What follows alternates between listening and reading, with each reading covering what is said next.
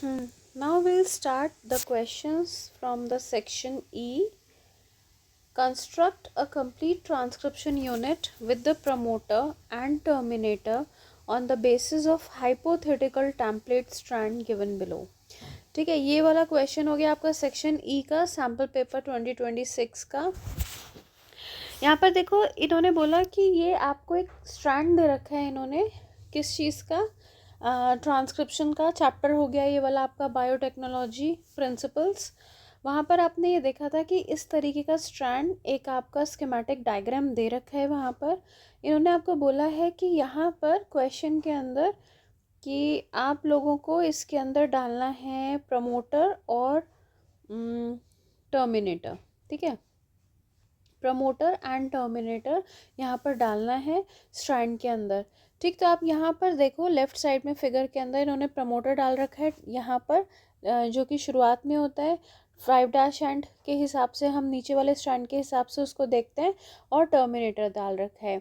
दूसरी चीज़ क्या डाल रखी है इसके अंदर, इन्होंने एंटी पैरेलल पोलैरिटी, या ये 3' 5' का स्ट्रैंड नाम दे दिया इसको, 5' 3' का दे दिया। यानी कि इन्होंने एक आपका ऊपर वाला टेम्पलेट वाला स्ट्रैंड बता रखा है, और नीचे वाला जो है ये आपका कौन सा हो गया, ये हो जाएगा आपका कोडिंग स्ट्रैंड। ठीक है, ये वाला आपका टेम्पलेट वाला है, और नीचे वाला कौन सा हो जाएगा आपका, कोडिंग स्ट्रैंड हो जाएगा। तो यहाँ पर दो ये वाली चीज़ें आप ऐड कर दोगे, एक स्ट्रैंड, प्रमोटर और टर्मिनेटर। अब दूसरा क्वेश्चन आता है, how is transcription more complex process in eukaryotic cells. Transcription process जो है वो यूकैरियोटिक सेल्स में कैसे कॉम्प्लेक्स है। तो इसमें आप सारी की सारी चीज़ें क्या बताओगे, जो आपको आरएनए पॉलीमरेज 1 है, आरएनए पॉलीमरेज 2 है, आरएनए पॉलीमरेज 3 है, उनके बारे में, उनके फंक्शंस के बारे में एक बात। दूसरी बात आप बताओगे इसके अंदर इंट्रॉन्स एक्सॉन्स के बारे में।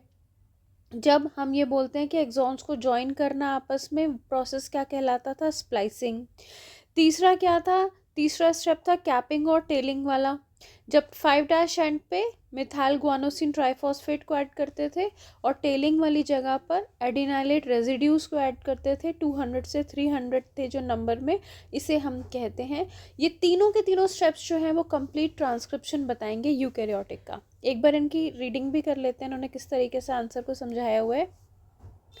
Transcription in eukaryotes involves 3 types of polymerases. ठीक है, ये क्लियर है। 3 तरीके की पॉलीमरेजेस कौन सी होगी, आरएनए पॉलीमरेज 2 बता रखी है, 1 बता रखी है, और 3 बता रखी है। ये जो 2 है ये ट्रांसक्राइब करती है all of the protein coding genes, जो भी जीन्स कोड करते हैं प्रोटीन के लिए, वो सारी की सारी कौन ट्रांसक्राइब करती है, आरएनए पॉलीमरेज 2। आरएनए पॉलीमरेज 1 क्या करती है, वो ट्रांसक्राइब करती है आरआरएनए जीन्स को, एंड जो 3 होती है आरएनए पॉलीमरेज, वो ट्रांसक्राइब करती है आरआरएनए को, टीआरएनए को, and small nuclear RNA genes. ये लाइंस पूरी एनसीईआरटी से उठाई हुई हैं। दूसरी हेडिंग आती है आपकी, जब प्राइमरी ट्रांसक्रिप्ट्स जो हैं वो कंटेन करते हैं कोडिंग रीजन यानी एक्सॉन, नॉन कोडिंग रीजन्स होते हैं इंट्रॉन्स। तो एचएनआरएनए के अंदर जब हम इंट्रॉन्स यानी कि नॉन कोडिंग रीजन्स को रिमूव कर देते हैं और एक्सॉन को ज्वाइन कर देते हैं, तो इस प्रोसेस को हम कहते हैं स्प्लाइसिंग। तीसरा आता है, जब एचएनआरएनए में एडिशनल प्रोसेस होता है जिसको हम कहते हैं कैपिंग। कैपिंग के अंदर क्या होता है, एक अनयूजुअल न्यूक्लियोटाइड यानी मिथाइल गुआनोसिन ट्राइफॉस्फेट को हम ऐड कर देते हैं एट द 5' एंड, मतलब इस वाली जगह पर हम ऐड कर देते हैं। तो ये होता है प्रोसेस कैपिंग। और टेलिंग होता है जब एडिनाइलेट रेजिड्यूज को ऐड कर देते हैं, जो कि 200 से 300 नंबर में होते हैं, एट द 3' एंड, तो इसको हम कहते हैं टेलिंग। तो ये तीनों स्टेप्स तीनों हेडिंग्स के अंदर आप इस वाले आंसर के अंदर लिखोगे। ठीक है, अब आता है नेक्स्ट क्वेश्चन आपका। नेक्स्ट क्या बता रहे हैं, फॉर विजुअली इम्पेयर्ड स्टूडेंट्स वाला भी हम एक बार देख लेते हैं कि why are both the strands not copy during the transcription. ये वाला same to same question NCERT की बुक करके अंदर दिया हुआ है, और वहीं से इसका आंसर है, बिकॉज करके बुक के अंदर भी दिया हुआ है ये वाला आंसर। अगर इसके 2 पॉइंट्स होते हैं, 2 रीजंस हैं इसके। ठीक है, if both the strands act as a template, तो अगर दोनों के दोनों स्ट्रैंड्स टेम्पलेट की तरह एक्ट करेंगे तो क्या होगा, they will code for RNA molecules with the different sequences. मतलब अगर इसके दो स्ट्रैंड्स होंगे तो दो स्ट्रैंड्स का मतलब क्या हो गया, दो स्ट्रैंड्स का मतलब क्या हो गया, दो आरएनए मॉलिक्यूल्स, ठीक है। और वो दोनों आरएनए मॉलिक्यूल्स होंगे भी कैसे, अलग अलग सीक्वेंस वाले होंगे।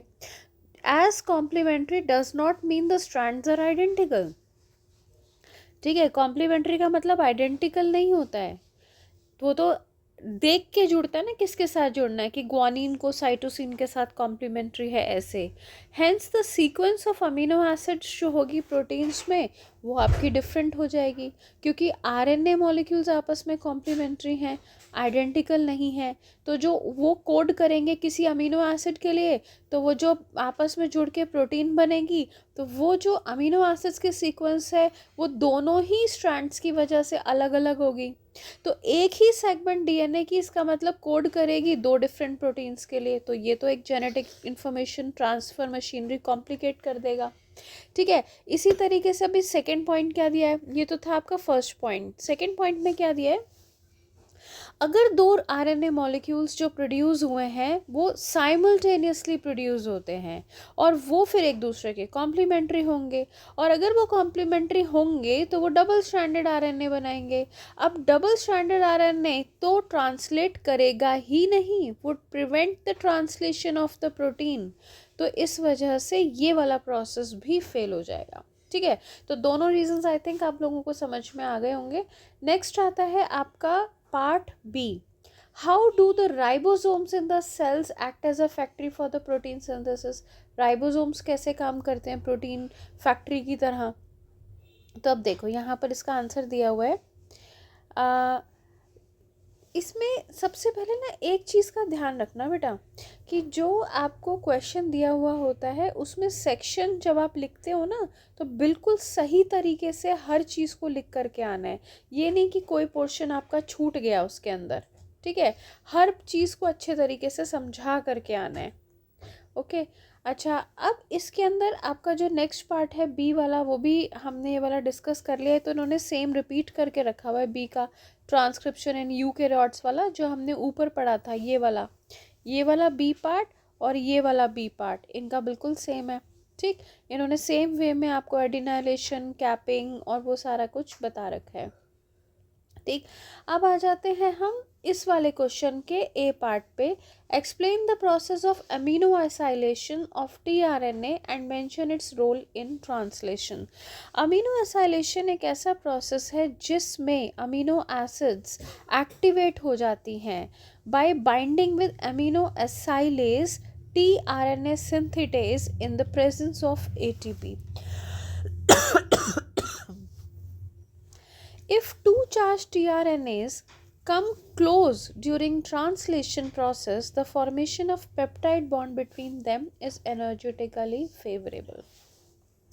अमीनो एसाइलेशन ये भी आपका एनसीईआरटी में से, जहाँ पर आपकी अडेप्टर मॉलिक्यूल या टीआरएनए के बारे में बताए हुए, वहाँ से क्वेश्चन आया है ये। अमीनो एसाइलेशन एक ऐसा प्रोसेस है जिसके द्वारा अमीनो एसिड्स जब एक्टिवेटेड हो जाती हैं बाइंड करने से, किससे बाइंड करने से, with its amino acyl tRNA synthetase, यानी इस वाली एंजाइम से बाइंड करने की वजह से, in the presence of ATP के प्रेजेंस में होता है ये। अगर दो चार्ज टीआरएनएज एक दूसरे के नियर अबाउट आते हैं तो ट्रांसलेशन प्रोसेस में पेप्टाइड बॉन्ड बन जाता है उन दोनों के बीच में, ठीक है। तो ये वाला हो गया इसका ए का आंसर। बी आता है, how do ribosomes in the cell act as factories for protein synthesis. The cellular factory responsible for synthesising the proteins is the ribosome. हमें पता है कि राइबोसोम्स जो है वो प्रोटीन फैक्ट्री की तरह काम करता है। इसके इनएक्टिव स्टेज में दो तरीके की सब यूनिट्स होती हैं, एक होती है लार्ज सब यूनिट और दूसरी होती है small subunit. When the small subunit encounters an mRNA, तो आपको ये भी पता होना चाहिए कि जो छोटी वाली इस तरीके से डायग्राम दे रखा है ना बुक के अंदर भी, एक बड़ी यूनिट है और एक छोटी है, तो जो छोटी सब यूनिट है वो जब कांटेक्ट में आती है यहाँ हम वर्ड यूज़ कर सकते हैं कि जब वो एनकाउंटर करती है mRNA को तो जो प्रोसेस है ट्रांसलेशन का वो स्टार्ट हो जाता है। ठीक है, तो ये भी पता होना चाहिए कि ट्रांसलेशन का प्रोसेस स्टार्ट कब होता है, व्हेन ये जो छोटी वाली सब यूनिट है that comes in contact with mRNA। There are two sites in the images, ठीक है, sorry, there are two sites in the large subunit for subsequent amino acids to bind and thus be close enough to each other for the formation of peptide bond. The ribosomes also act as a catalyst. 23S-rRNA in bacteria is the enzyme ribozyme for the formation of peptide bond. यहाँ पर इन्होंने ये बताया कि आपको पहला वाला point तो समझ में आ गया होगा।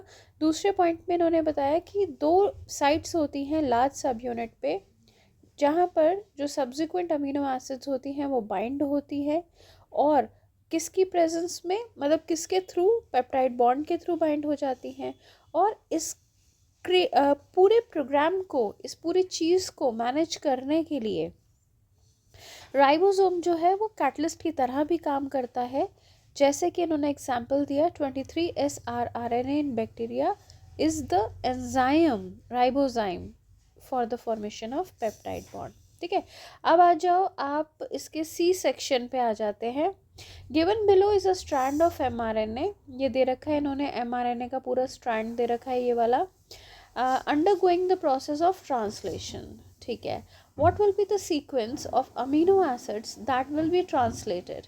Name the triplet codons that should be added to bring the end of the translation of X। देखो, पहली बात तो अगर यहाँ पे इन्होंने बोला एंड पे लाने के लिए कौन सा होना चाहिए, तो एंड पे लाने के लिए तो आपको पता ही है कि वो तो UGA, UAG, UAA, ये 3 तरीके के हमने स्टॉप कोडॉन्स पढ़े हुए हैं ऑलरेडी, UGA, UGA और UAA। ठीक है, इन तीनों को हम बोलते हैं स्टॉप कोडॉन्स। इसमें से कोई सा भी एक भी आ जाएगा तो भी आपका जो है बन जाएगा उसी तरीके से। अच्छा, इस तरीके के क्वेश्चंस को हम कैसे परफॉर्म करते हैं? अब देखो, आप इस तरीके के क्वेश्चन में पहले आप कोडॉन को पढ़ो।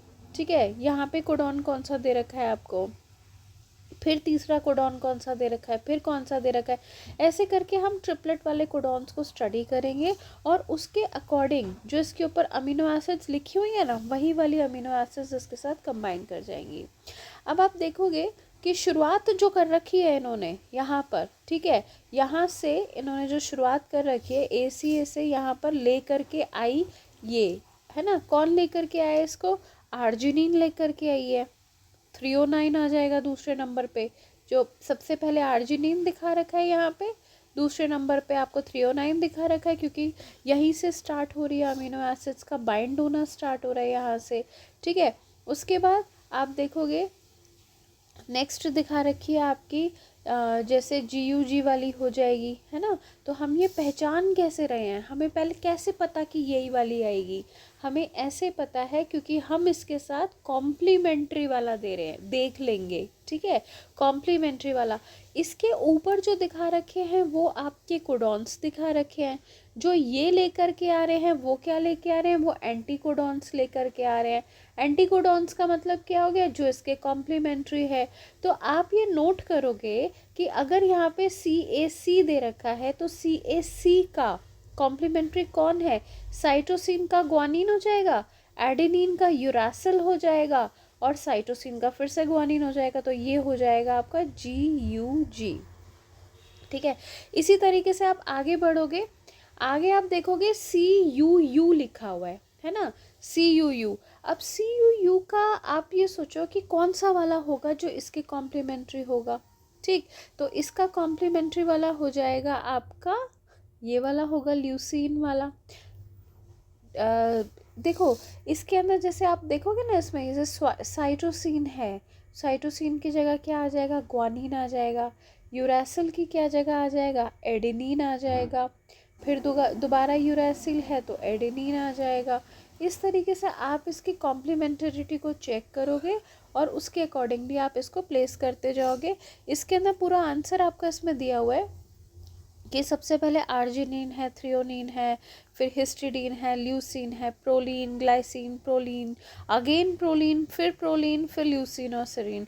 ये आपको पूरी की पूरी इन्होंने सीक्वेंस दे रखी है इसके अंदर, ठीक है। तो यहाँ इस तरीके के क्वेश्चंस को करने के लिए बस आपको यही देखना होता है कि कौन सा आपस में कॉम्प्लीमेंट्री है, कौन सा एंटी वो है। एक बार को आपके लिए मैं ये देख लेती हूँ, लास्ट वाला सीरीन दे रखा है ना यहाँ पर, तो यहाँ पर आपका AGU दे रखा है, ये आपका UCU है सीरीन वाला, तो आप देख सकते हो ये AGU था ना, तो एडेनिन का क्या हो जाएगा आपका, यूरासिल हो गया, ग्वानिन का क्या हो गया, साइटोसिन हो गया, यूरासिल का क्या हो गया, एडेनिन हो गया। तो इस तरीके से आपको पता चल जाएगा कि कौन सी वाली किसके साथ है। अब देखो इस तरीके के क्वेश्चन से आपको 2-3 चीज़ों के बारे में आइडिया लग गया। पहली बात तो इन्होंने आपसे कॉम्प्लीमेंट्री वाला पूछ लिया, दूसरा इन्होंने आपसे स्टॉप कोडॉन वाला पूछ लिया, है ना। इस तरीके से आप अपना आंसर निकाल सकते हो। नेक्स्ट आता है आपका question, explain the phenomenon that forms the genetic basis to prove that codon is triplet and it is read in contiguous manner। ठीक है, कॉन्टीजियस मैनर में पढ़ा जाता है इनको, और जेनेटिक बेसिस जो है वो प्रूफ बताओ इसका कि कोडॉन जो है वो ट्रिपलेट्स हैं। ये वाली चीज़ जो है अब आपसे पूछी गई है। इंसर्शन और deletion of one of the two bases changes the reading frame from the point of insertion and deletion। ये वाला जो आपको NCERT की बुक के अंदर दे रखा है कि अगर हम किसी चीज़ को इंसर्ट करते हैं या डिलीट करते हैं, क्या एक को या दो बेसिस को, तो वहाँ पर पूरे के पूरे फ्रेम को पढ़ने का जो रीडिंग जो है वो चेंज हो जाती है, और इसे हम बोलते हैं पॉइंट ऑफ इंसर्शन और डिलीशन। इस तरीके की म्यूटेशंस को हम फ्रेम शिफ्ट म्यूटेशंस कहते हैं। इंसर्शन और डिलीशन ऑफ 3 और multiple of 3 bases does not alter the frame. अगर हम 3 या 3 से ज़्यादा मल्टीपल 3 के बेसिस होंगे, अगर हम उनको ऐड करेंगे या उनको डिलीट करेंगे तो फ्रेम जो है वो ऑल्टर नहीं करेगा। Hence the mutation takes place and this proof that the codon is triplet and is read in contagious manner. इससे रिलेटेड आपको NCERT में भी दिया हुआ है example, Ram has red cap दिया हुआ है, Ram has big red cap, ऐसा एग्जाम्पल आपको NCERT के अंदर दे रखा है। अब आता है आपका question number 32। Some plant and animal pathogens serve as one of the tools of recombinant DNA या RNA टेक्नोलॉजी। ठीक है, तो RDNA मतलब रिकॉम्बिनेंट वर्ड बोला हुआ है, रिकॉम्बिनेंट DNA टेक्नोलॉजी के उसमें कुछ प्लांट और पैथोजेंस जो हैं वो एक बहुत इंपॉर्टेंट टूल की तरह काम करते हैं। अब ये वाला आपको याद होगा कॉन्सेप्ट, डिसआर्म्ड पैथोजन याद पढ़ा था हमने, उसी से रिलेटेड क्वेश्चन है। Name one animal and one plant pathogen and discuss the pathogenic nature of both. State how they serve as tool in rDNA technology।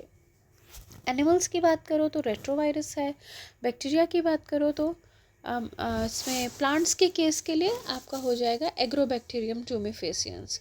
They can transform the normal cells into the cancerous cells. ठीक है, तो this is responsible for causing crown gall disease. It can transfer its tRNA to transform normal plant cells into the tumorous cells। In pathogens की खासियत ये होती है कि normal sales को ट्यूमरस सेल्स में कन्वर्ट कर देते हैं, तो इसी वजह से हम इनको क्लोनिंग वैक्टर्स की तरह यूज़ करते हैं। जब भी हमें कोई डिज़ायरेबल जीन, ठीक है, हमें कोई भी डिज़ायरेबल जीन जब ट्रांसफ़र करना होता है किसी भी प्लांट या किसी भी एनिमल सेल के अंदर, तो हम इन वाले उनको यूज़ करते हैं, पैथोजेंस को यूज़ करते हैं। पर इसमें ध्यान ये रखना है, एनिमल्स में रेट्रोवायरस और प्लांट के केस में एग्रोबैक्टीरियम ट्यूमिफेसियंस। अब आता है what are the enzymes needed for rDNA technology. कौन सी एंजाइम्स है जिसको हम यूज़ करते हैं, तो सबसे ज़्यादा इम्पॉर्टेंट एंजाइम जो है वो होती है आपकी मॉलिक्यूलर सिजर। और मॉलिक्यूलर सिजर का नाम जो है वो आपको दिया हुआ है आंसर में, ये रही रिस्ट्रिक्शन एंजाइम। और दूसरी एंजाइम होती है जो जोड़ने का काम करती है, बाइंडिंग का काम करती है, और वो होती है आपकी DNA लाइगेज। नेक्स्ट क्वेश्चन आता है C part. A farmer owns a cotton farm land which is getting infested with coleoterin pest. He is not willing to use the microbes to protect the farm। Name an alternate method to introduce the gene of interest the pathogen would have otherwise delivered. आपको याद होगा ये वाला part उठाया हुआ है competent host वाली जगह से, ठीक है, competent, how to make the host competent, ठीक है, ये वाला जो पार्ट, ये वाला यहाँ वहाँ से क्वेश्चन उठाया हुआ है. नेम एन ऑल्टरनेट मेथड कि कैसे हम जीन ऑफ इंटरेस्ट को इंट्रोड्यूस कर सकते हैं. The pathogen would have otherwise delivered and discuss how the alternate method would deliver the gene. ठीक है, तो इसमें एक तो हो गया आपका बॉलिस्टिक वाला, यानी gene guns can be used, क्योंकि यहाँ पर बात हो रही है प्लांट की. तो the plant cells are bombarded with the high velocity micro particles of gold and tungsten coated with DNA. Gold और टंगस्टन के माइक्रो पार्टिकल्स को डीएनए से कोट करके बहुत ही हाई वेलोसिटी से प्लांट सेल्स के पास बॉम्बार्ड कर दिया जाता है. टेक्निक को कहा जाता है बॉलिस्टिक्स या जीन गन. इससे इंट्रोड्यूस किया जाता है desired gene into the host cell. Now अब आता है state how this gene would control the pest. ये जीन कैसे कंट्रोल करेगा. तो यहाँ पर आपको कॉटन वाली बात बोली है, ये याद होगा. कोलियोटेरन पेस्ट के अलावा लेपिडोटेरन्स है, डिप्टेरन्स है, ये भी उस कैटेगरी में उस पैराग्राफ में दिया हुआ है. तो ये पॉलिस्टिक यहाँ पे द क्राई जीन जो है that will create the BT toxin inside the pest which will get activated in the alkaline gut of pest. तो जो पेस्ट है उसका गट जो होता है वो कैसा होता है नेचर में, अल्कलाइन. वहाँ पे जाके क्राई जीन जो क्रिएट करते हैं बीटी टॉक्सिन, जो प्रोटीनेशियस होते हैं नेचर में, वहाँ जाके वो एक्टिवेट हो जाते हैं और इंसेक्ट्स की गट की एपिथेलियल लाइन को डिसइंटीग्रेट कर देते हैं. ठीक है, अब आ जाओ आप नेक्स्ट पार्ट पे आ जाते हैं और वाले पोर्शन पे. ये आता है BAM-H1 is a restriction enzyme. ठीक है, ये मॉलिक्यूलर एंजाइम है. ये क्वेश्चन उठाया हुआ है आपका PBR 3222 का. ये जो आपको वेक्टर दिया हुआ है प्लास्मिड है, जो उसके अंदर बायोटेक्नोलॉजी प्रिंसिपल्स के अंदर से क्वेश्चन है. ये ऐसी मॉलिक्यूलर एंजाइम है जो रिकॉग्नाइज करती है, ये वाली सीक्वेंस दे रखी है 5-GGA-TCC 3-. ठीक है, तो restriction activity of this enzyme is between G and G. ठीक, तो construct the palindrome for the above sequence. सबसे पहले पैलिंड्रोम बनाना है. लेफ्ट साइड में आंसर दिया हुआ है, आप देख लो. पैलिंड्रोम होता है बिल्कुल मिरर लाइक इमेज. ठीक है, तो यहाँ पर पैरेलल और एंटी पैरेलल का होता है सिस्टम. तो इसी वजह से यहाँ पर जब ऊपर वाली आपकी एसएस दी हुई है 5-GGA-TCC 3-, बिल्कुल एंटी पैरेलल, इसको कहते हैं पैलिंड्रोमिक है. जो बिल्कुल इसको कॉपी करिए आप, यहाँ से पढ़ोगे लेफ्ट साइड से राइट साइड में, यहाँ पर लेफ्ट से राइट में पढ़ो, यहाँ पर पढ़ो आप राइट साइड से इधर ये वाला डायरेक्शन में. तो ये दोनों डायरेक्शंस जो हैं वो बिल्कुल सेम हैं. तो ये हो गई आपकी पैलिंड्रोमिक साइट. ठीक है, इसमें आपके एंटी पैरेलल वाला भी आपने शो कर दिया. Draw a label diagram to show the formation of recombinant rDNA using the BAM-H1. अच्छा, अब जो ये वाला क्वेश्चन है आपको बुक के अंदर इको R1 का दिखा रखा है. आपको याद होगा तो इको R1 का बिल्कुल ऐसे दिखा रखा है, इसी तरीके से डायग्राम बता रखा है.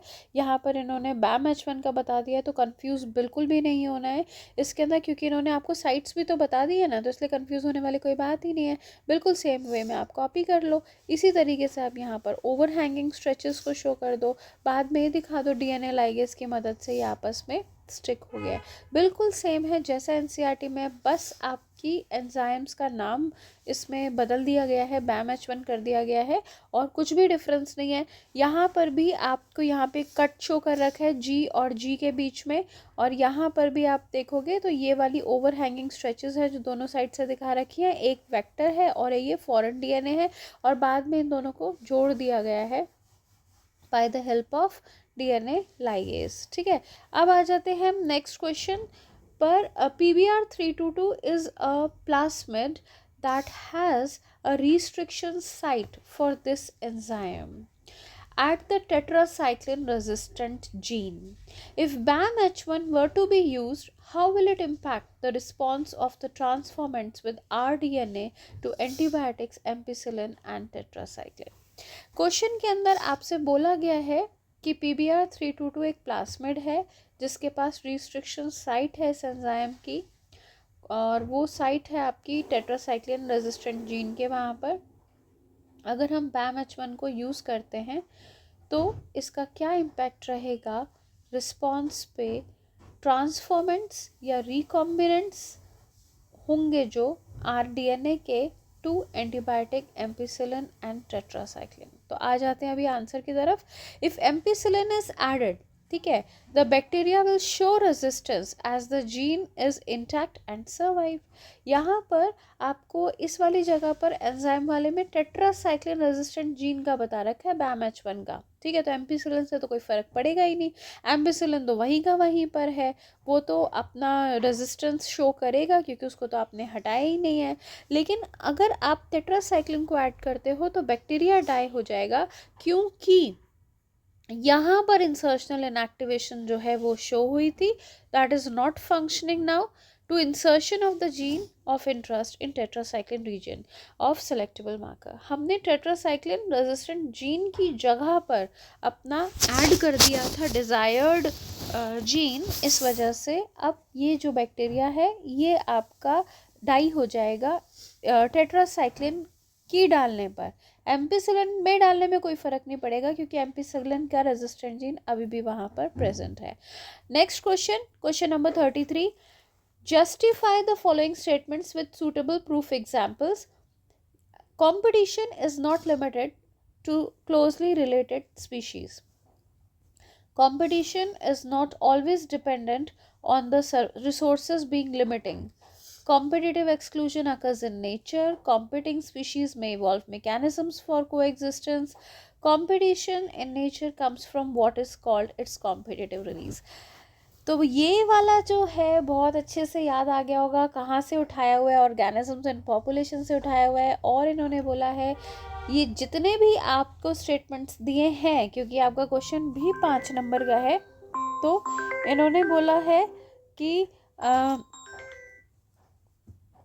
बोला है कि आप इसके अंदर क्या कहते हैं कि 5 नंबर का क्वेश्चन है, इतने सारे सेंटेंसेस दिए हैं, इनको आप जस्टिफाई करो with proof examples.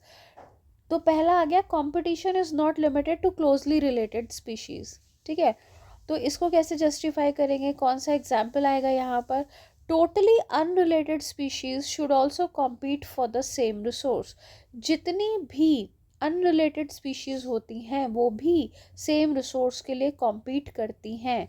For instance यहाँ पर एग्जाम्पल दे रखा है, इन सम शैलो साउथ अमेरिकन लेक्स, जो फ्लैमिंगोज वहाँ पर आके विजिट करती हैं, ठीक है, तो और वहाँ पर जो रेजिडेंट फिशेस रहती हैं वो कॉम्पीट करती हैं सेम फूड के लिए, ठीक है। और फूड क्या है उनका, जू प्लैंक्टन्स। तो आप यहाँ पर देखोगे कि दोनों अलग अलग स्पीशीज़ हैं। फ्लैमिंगोज बर्ड हैं, जो ऑलरेडी बड़ी बर्ड फिशेस रह रही होती हैं, वो अलग स्पीशीज़ हैं, पर they are competing for the same food, that is zooplankton. दूसरा आ गया आपका कि competition is not always dependent on resources being limited. तो इसमें क्या एग्जाम्पल है, resources need not be limiting for competition to occur. मतलब कि रिसोर्सेज ही एक वो लिमिटेशन नहीं है कंपटीशन की। जैसे कि इंटरफेरेंस कंपटीशन है, वहाँ पर क्या होता है, जो the feeding efficiency of one species might be reduced due to the interfering and inhibitory presence of the other species. अगर किसी जगह पर कोई अदर स्पीशीज आके रह रही है और वो इंटरफेयर करती है या इनहिबिट करती है, अपनी प्रेजेंस को शो करती है, तो वहाँ पे जो स्पीशीज ऑलरेडी रह रही है उसकी फीडिंग एफिशिएंसी रिड्यूस हो सकती है। जबकि रिसोर्स बहुत सारा है, फूड स्पेस सब कुछ अवेलेबल है, तब भी दूसरे की प्रेजेंस इंटरफियर कर सकती है, इनहिबिट कर सकती है वहाँ पर रहने वाली स्पीशीज को। तीसरा आता है competitive exclusion occurs in nature. अब competitive exclusion occurs in nature, these lines were given by Gause exclusion principle आपको याद होगा, तो आपको एक्सक्लूजन वर्ड से ही याद आ जाएगा कि गॉज एक्सक्लूजन प्रिंसिपल की बात कर रहे हैं। Gauss and other experimental ecologists believe when resources are limited, तो जो कॉम्पिटिटिवली सुपीरियर स्पीशीज होती हैं वो इवेंचुअली एलिमिनेट कर देंगी इन्फीरियर वंस को। और इसका एग्जाम्पल था Abingdon tortoise in Galapagos island, they became, उनकी वजह से, ठीक है, जो गोट वहाँ पर इंट्रोड्यूस हुई थी आइलैंड के अंदर, उनकी वजह से तो ये जो एबिंगडन टॉर्टोइस है गैलापागोस आइलैंड में वो एक्सटिंक्ट हो गए थे apparently due to the greater browsing efficiency of the goats. दूसरा आता है डी का कि कॉम्पीटिंग स्पीशीज में evolve mechanism for existence.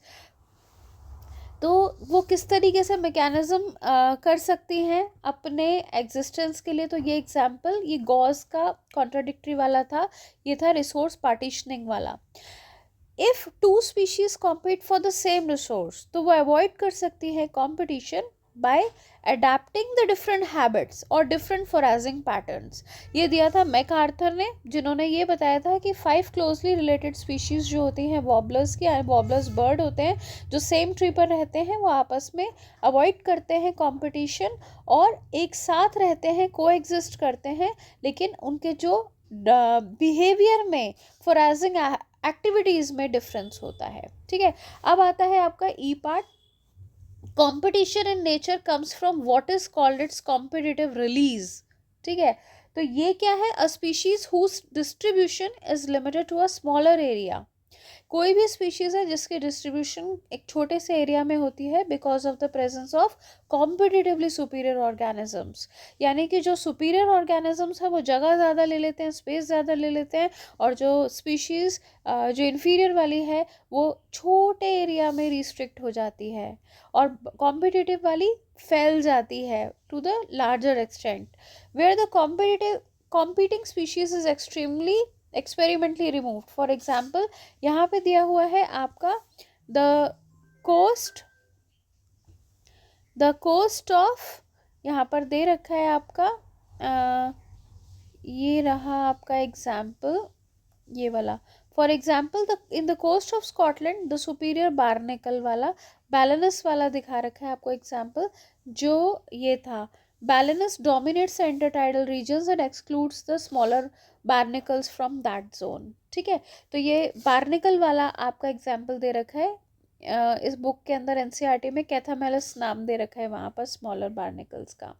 Next question आता है, how does a simple food chain exemplify the first law of thermodynamics।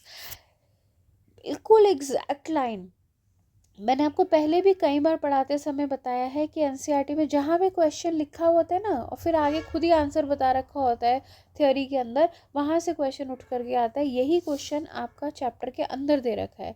Food chain and the law of first thermodynamics क्या कहता है, the solar energy trapped by the plants is transform to the chemical energy through the process of photosynthesis. यहाँ पर ये दे रखा है ना, the solar energy trapped by the plants is transformed to chemical energy through the process of photosynthesis। ये clear हो गया।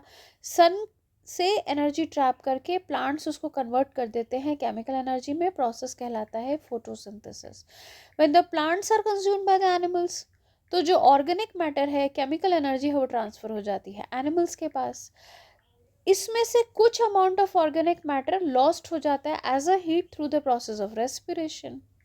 Death of the producers or consumers will result in the organic matter getting transferred to detrivorous, यानी कि decomposers के पास dead material चला जाता है, decomposers पे decompose करते हैं।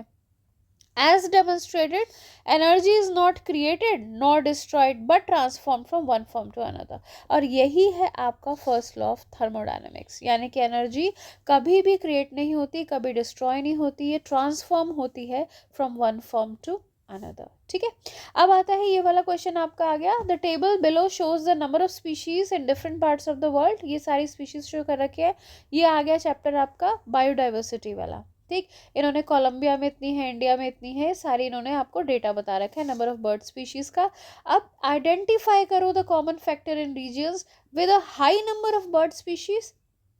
कहाँ पे बर्ड स्पीशीज सबसे ज़्यादा है, सजेस्ट करो एटलीस्ट 2 रीजन्स क्यों है उनकी ग्रेटर डाइवर्सिटी यहाँ पर। ठीक, तो यहाँ पर अपने आंसर को और बेटर बनाने के लिए, क्योंकि नंबर ज़्यादा नंबर का क्वेश्चन है ये, तो आप देखो इन्होंने बता रखा है greater diversity seen in the regions कौन से वाले, इक्वेटर, ट्रॉपिक्स, लैटिट्यूडनल रेंज भी आपको याद होगी 23.5 degree north to 23.5 degree south. Regions जो हैं वो यही 3 रीजन्स हैं जो एनसीईआरटी में दे रखे हैं। पहला रीजन हो गया speciation, that is generally a function of time.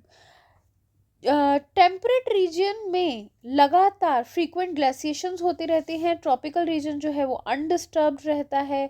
इस वजह से यहाँ पर इवोल्यूशनरी टाइम जो है वो लंबा होता है। ट्रॉपिकल एनवायरनमेंट्स जो होते हैं वो आपके लेस सीजनल होते हैं, मोर कांस्टेंट होते हैं, प्रिडिक्टेबल होते हैं। Such constant environments promote niche specialization and lead to the greater species diversity। तीसरा रीज़न हो गया कि बहुत सारी सोलर एनर्जी अवेलेबल होती है ट्रॉपिकल्स पे, तो यहाँ पे प्रोडक्टिविटी ज़्यादा होती है। In turn they might contribute indirectly to the greater diversity. तो ठीक है, ये 3 रीजंस हो गए आपके। स्पेसिएशन वाला हो गया, लेस सीजनल वाला, और तीसरा मोर सोलर एनर्जी। ठीक है, इसी को आप अच्छे से डिस्क्राइब कर सकते हो। आई होप कि आपको सारे sections part 1, part 2, part 3, part 4 के फॉर्म में मिल चुके हैं और आप लोगों को समझ में आ गया होगा।